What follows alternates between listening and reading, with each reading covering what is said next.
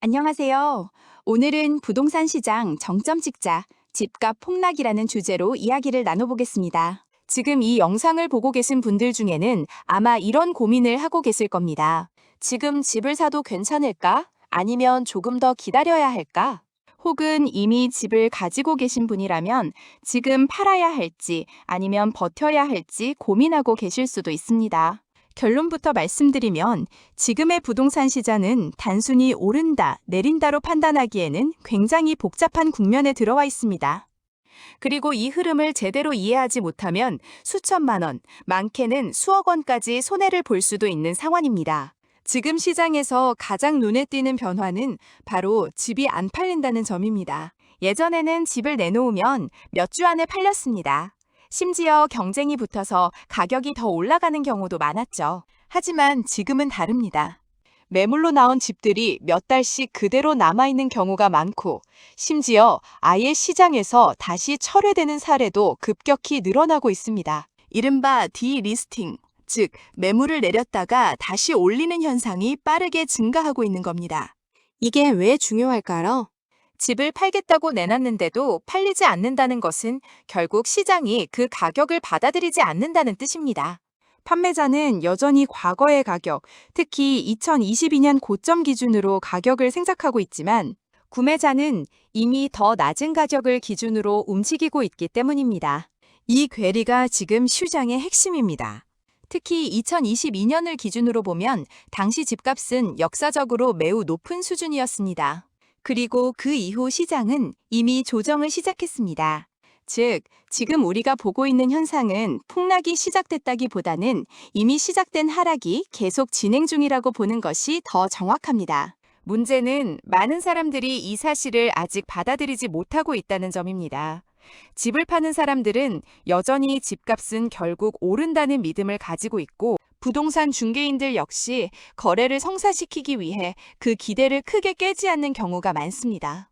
결과적으로 시장에는 현실보다 높은 가격의 매물이 계속 쌓이게 되고, 이 매물들은 팔리지 않은 채 시간만 지나게 됩니다.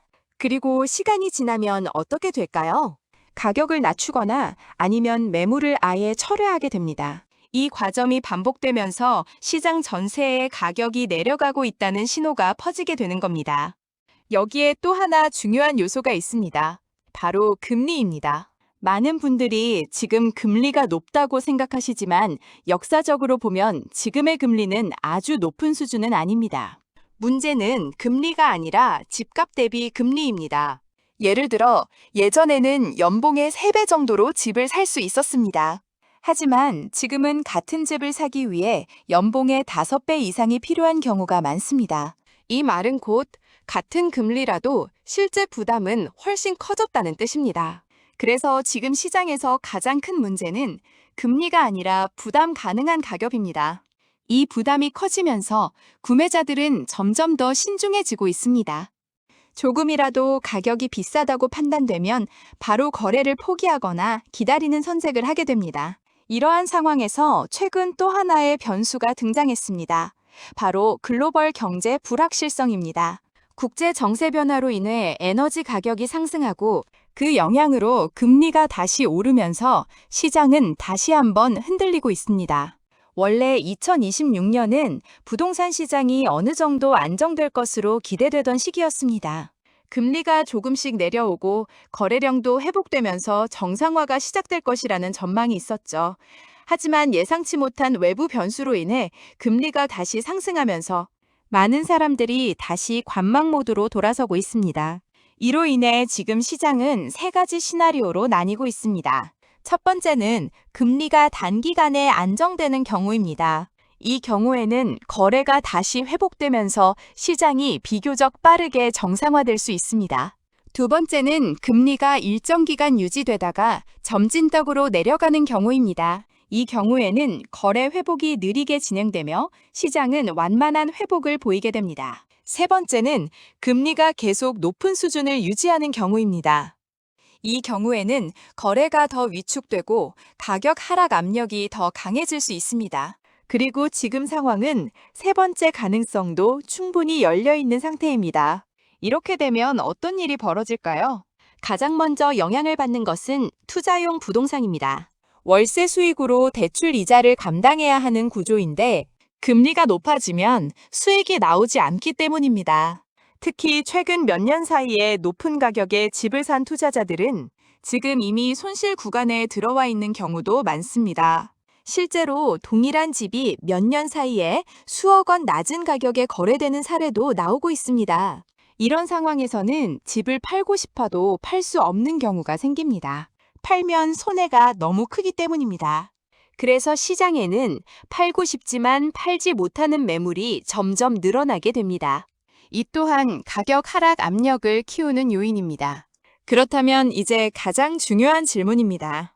지금 집을 사야 할까요? 아니면 기다려야 할까요? 이 질문에 대한 답은 한 가지로 정해져 있지 않습니다. 만약 투자 목적이라면 지금은 매우 신중해야 하는 시기입니다. 가격이 더 내려갈 가능성이 있기 때문입니다. 하지만 실거주 목적이라면 이야기가 조금 달라집니다. 오랜 기간 거주할 계획이라면 단기적인 가격 변동은 큰 의미가 없을 수도 있습니다. 다만 이 경우에도 반드시 감당 가능한 수준의 대출과 지출 계획이 필요합니다. 여기서 중요한 개념이 하나 있습니다. 집은 가격이 아니라 현금 흐름으로 판단해야 한다는 것입니다.